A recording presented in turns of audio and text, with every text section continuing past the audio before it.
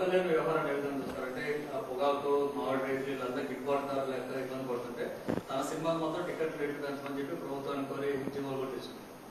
పవన్ కళ్యాణ్ తన మీటింగ్స్లోనే చెప్పాడు, he's not administrator, నేను పాలన చేయలేను, పాలనకు పనికిరాను, నేను ఏదన్నా ఉంటే గలాటలు చేయడానికి పోరాడడానికి మాత్రమే పనికొస్తానని చెప్పేసి చెప్పడం జరిగింది.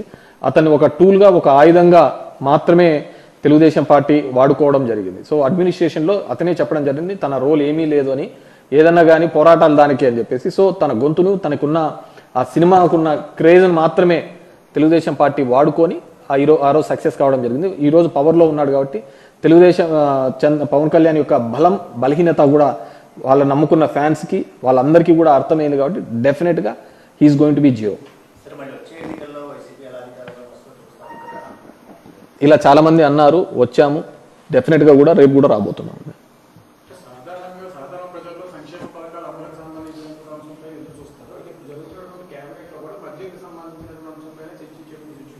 డెఫినెట్గా మద్యం పాలసీ మీద మీరు చూస్తే ఈ రోజు కాదు, ఈ మద్యం పాలసీ మీద మీరు 1999 to 2004 మధ్యలో కూడా ఆ రోజు మైసూరారెడ్డి గారు కూడా who is the big boss అని చెప్పేసి లేవనెత్తిన సందర్భం.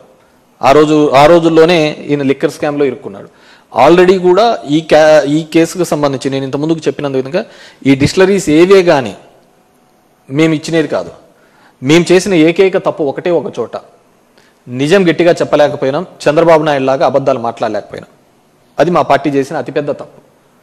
ఎందుకంటే వాళ్ళు ఈ భూము ఈ బీర్లను అన్నింటినీ చూపించేసి ఇవన్నీ జగన్మోహన్ రెడ్డి జే బ్రాండ్లని వాళ్ళంతగా ప్రచారం చేసినా కానీ లేదుగా ఇవన్నీ తెచ్చినది తెలుగుదేశం పార్టీ ఆధ్వర్యంలోనే వాళ్ళ ముఖ్యమంత్రిగా వాళ్ళ టెన్యూర్లోనే తెచ్చారు అనే విషయాన్ని కూడా మేము గట్టిగా ప్రజల్లోకి తీసుకొని పోలేకపోవడము మేము చేసిన అతిపెద్ద తప్పుగా భావిస్తున్నాం. వాళ్ళు చేసిన అబద్ధ మాటలు కుట్రపూరితమైన అంశాలను మేము జనంలోకి రివర్స్గా కౌంటర్ పోయినాము అధికారంలో ఉన్నప్పుడు. ఎందుకంటే ఏ డిస్టిలరీ మేము ఇవ్వలేదు.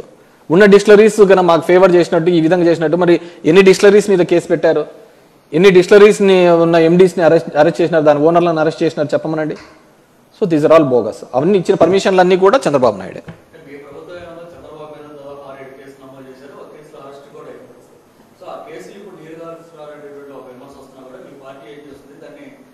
డెఫినెట్గా వీఆర్ లీగల్ బ్యాటిల్ చేస్తున్నాం. ఇప్పుడు వాలంటీర్ల మీద పట్టిన కేసును కూడా వాళ్ళు ఏదో రివిజన్ పిటిషన్ వేయడం జరిగింది. చంద్రబాబు ఆ రోజు పవన్ కళ్యాణ్ 30,000 మందిని కిడ్నాప్ చేసినాడని చెప్పేసి ఇవి చేసినారు, అమ్మాయిల్ని చేసినాడనే ఒక అంశం మీద వాళ్ళు నేమనెత్తిన దాని మీద కూడా మేము కౌంటర్ వాళ్ళ ఆ కేసును తీసేయాలని చెప్పేసి వేయడం జరిగింది. లేదు మళ్ళీ దాని మీద కోర్టుకు అప్పీల్ చేయడం.